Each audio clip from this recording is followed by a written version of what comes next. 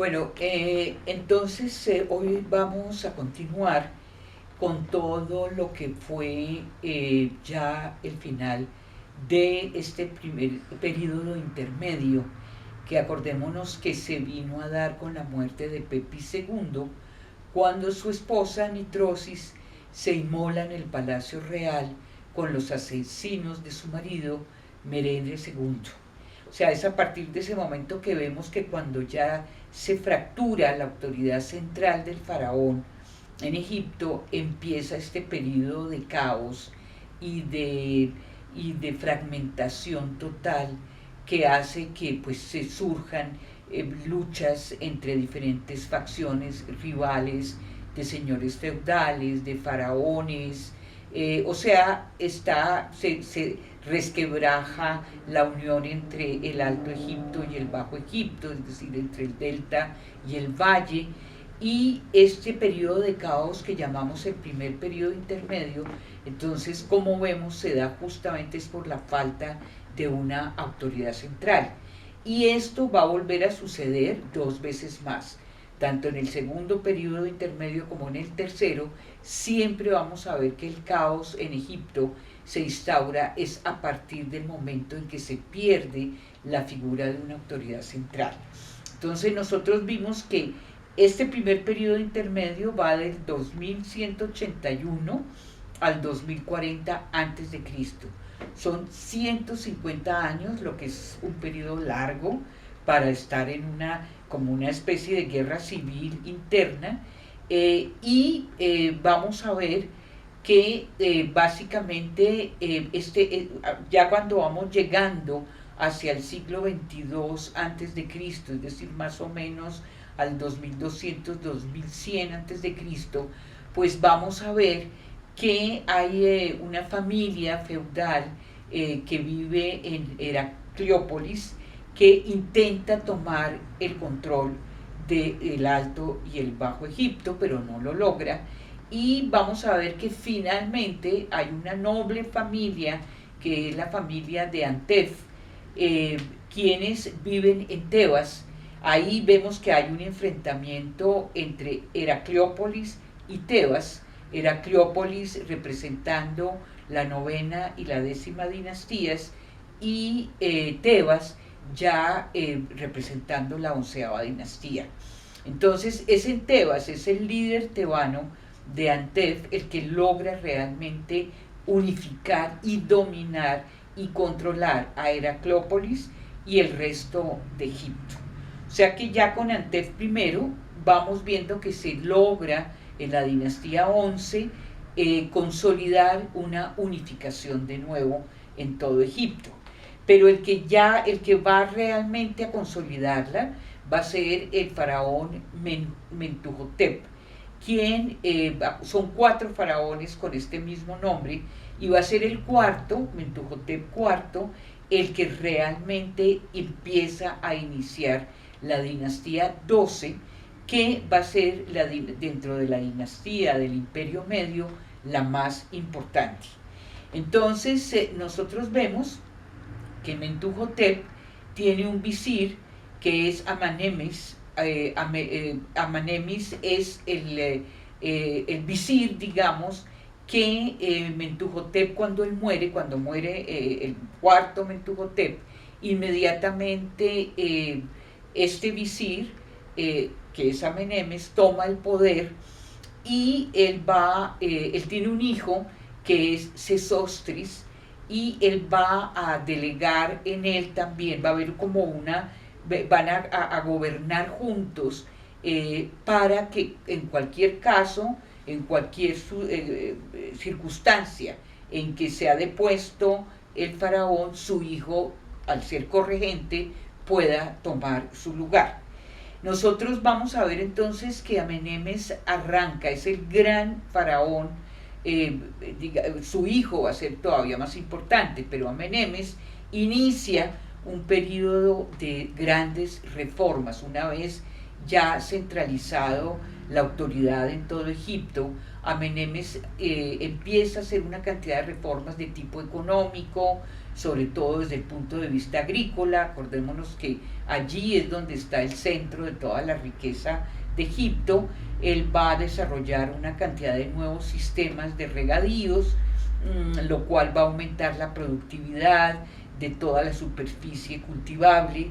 Él va a empezar a enviar expediciones comerciales tanto a la Creta minoica como a la región de Siria, Palestina y al Sinaí. Acordémonos que ya desde el antiguo imperio todo lo que son expediciones comerciales están centralizadas y son dominio del rey, del faraón. Entonces Amenemes empieza a expandir el comercio y es más, llega a expandirse militarmente también en la medida en que va a controlar a Nubia. Él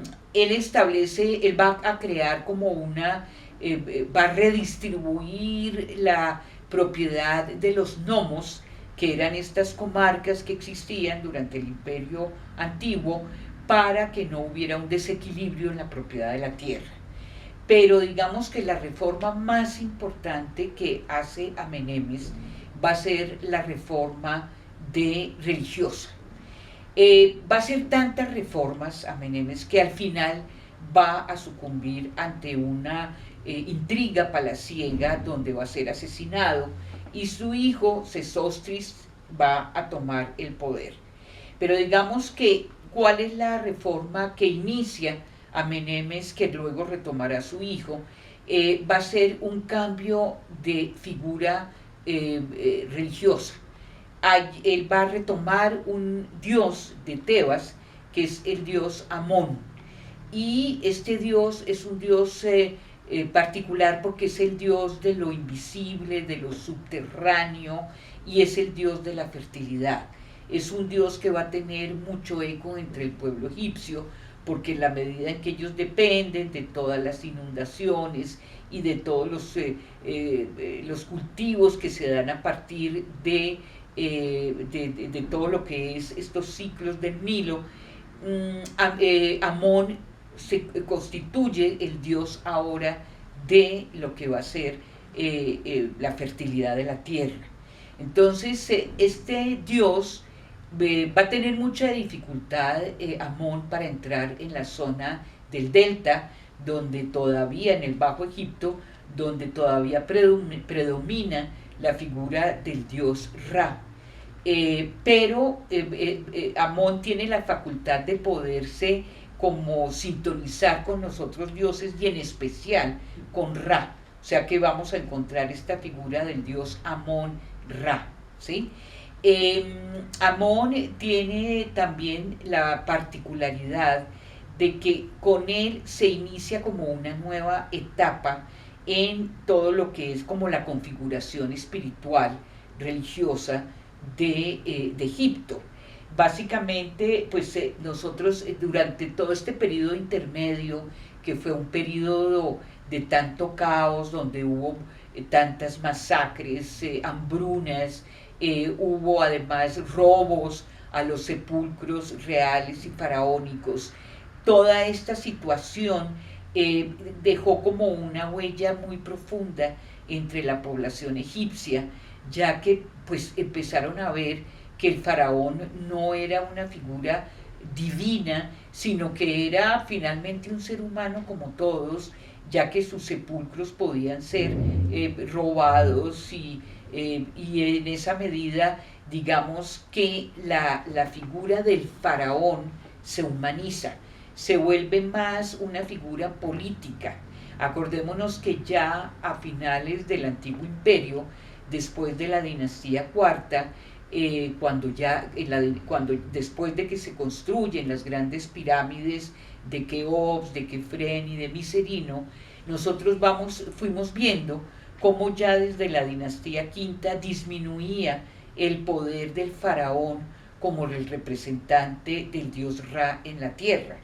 y empezaba a subir y cada vez aumentaba más el poder de todo el clero de Ra y caía la autoridad de los faraones. Entonces, esto, digamos que esto se va a acentuar cada vez más, esta pérdida de la autoridad del faraón, y cada vez van a tener más poder, tanto económico como político, como religioso, pues todas las figuras feudales, los grandes señores feudales, quienes van a enriquecerse a través del dominio de tierras, etcétera, y este dominio feudal pues lo vamos a ver durante todo el periodo intermedio. Justamente va a ser como esta pelea entre señores feudales lo que va a caracterizar este periodo intermedio, que fue del 2181 al 2040 antes de Cristo, ¿sí? Entonces, es cuando empieza a disminuir ya cada vez más la lucha entre señores feudales, como vemos, y logra concretarse una figura como fue Mentuhotep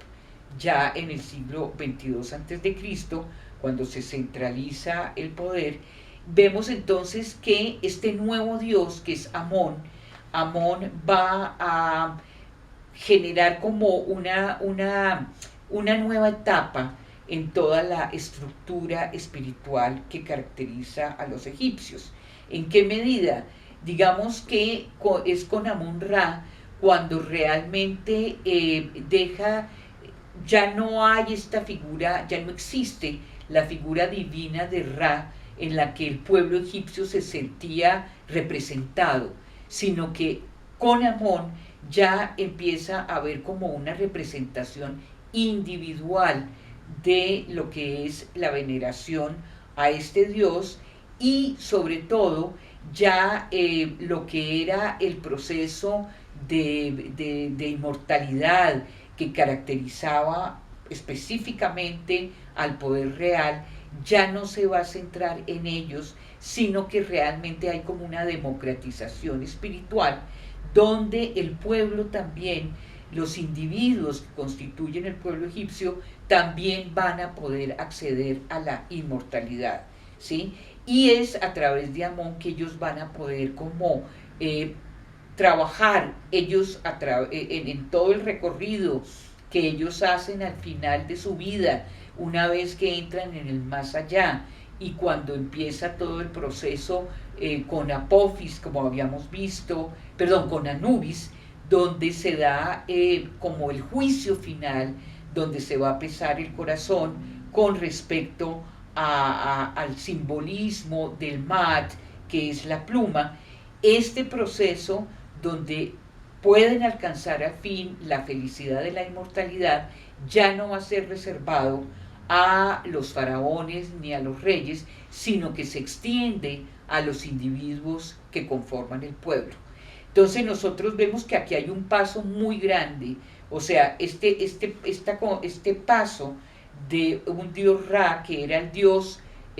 donde el faraón era su representante en la tierra, esta figura, esta legitimidad se pierde totalmente durante el periodo intermedio, y en el periodo del periodo intermedio, después de él, cuando llegamos a todo el proceso que se va dando espiritual, pues ya vemos que